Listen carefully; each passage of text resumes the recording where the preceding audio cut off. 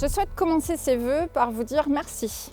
Merci à toutes et tous pour vos efforts réalisés en 2022. En effet, un an après le lancement de l'extension des consignes de tri à tous les emballages ménagers, 15% de déchets d'emballage supplémentaires ont été détournés de l'enfouissement, soit une poubelle noire allégée d'environ 5 kg par an et par habitant. Ces résultats sont très encourageants, grâce aux gestes de tri adoptés par chacune et chacun d'entre nous. Avec la fin de la dotation en bac individuel à couvercle jaune en 2022, et le renforcement des points d'apport volontaires pour la collecte des emballages, ces résultats ne pourront que s'accroître encore davantage en 2023. Le centre de tri des emballages nouvelle génération, entré en service en 2022, est dorénavant en capacité de trier tous les emballages, dont l'ensemble des emballages plastiques, tels que les pots de yaourt, les barquettes et divers films. Prenons-en soin, s'il vous plaît, en excluant définitivement de nos bacs jaunes tous les emballages ayant contenu des produits dangereux et qui doivent être déposés en déchetterie.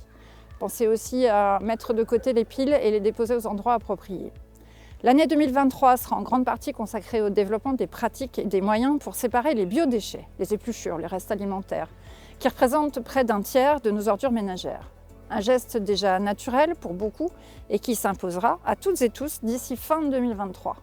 Au SMECTOM, nous n'avons pas attendu l'obligation réglementaire qui nous est faite pour encourager au tri de ces déchets en mettant en place depuis 10 ans maintenant des solutions de proximité à travers notamment le développement de la pratique du compostage, qu'elle soit individuelle ou collective. Le compostage a depuis été confirmé par le schéma territorial d'études des biodéchets réalisé en 2022 comme la solution de tri adaptée et efficace, tant sur le plan technique et économique à un territoire rural comme le nôtre. Le lieu depuis lequel je vous adresse ces vœux en est d'ailleurs le témoin, puisqu'il fait partie des 198 sites de compostage partagés installés depuis 2018 dans les centres-bourgs, en pied d'immeubles, dans les établissements scolaires, les hébergements touristiques, mais aussi dans les entreprises. Le compost maturé dans ces sites est déjà utilisé par certaines et certains pour nourrir les espaces verts des communes et enrichir la terre de jardins partagés.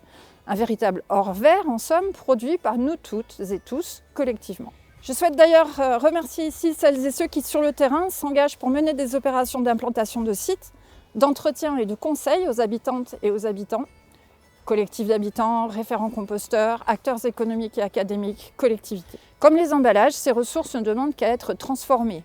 Pensons alors à les séparer. Adopter les gestes clés dès aujourd'hui pour alléger le poids de sa poubelle noire, c'est s'assurer un avenir individuel et collectif plus serein dans les années à venir. Le SMECTOM poursuivra l'ensemble de ses actions d'accompagnement en mettant à votre disposition des équipements adaptés, des composteurs, des bacs individuels pour les ordures ménagères résiduelles et les emballages, des sacs cabas pour faciliter le tri des emballages en habitat collectif, centre-bourg, centre-ville, nouveaux dispositifs et nouvelles filières de tri en déchetterie, développement du réemploi. Le SMECTOM vous proposera aussi des formations pour réduire votre production de déchets, en améliorant vos pratiques de consommation et en pensant au réemploi, objets d'occasion ou de seconde main, produits en vrac, etc.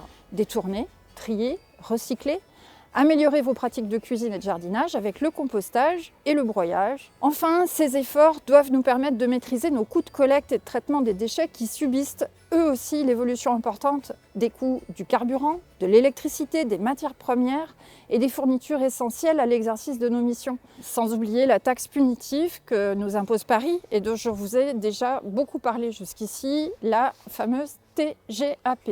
Adoptons des gestes vertueux, consommons mieux, jetons moins, trions mieux pour maîtriser l'impact individuel et collectif de nos déchets. Sur ce, je vous souhaite une très bonne année 2023.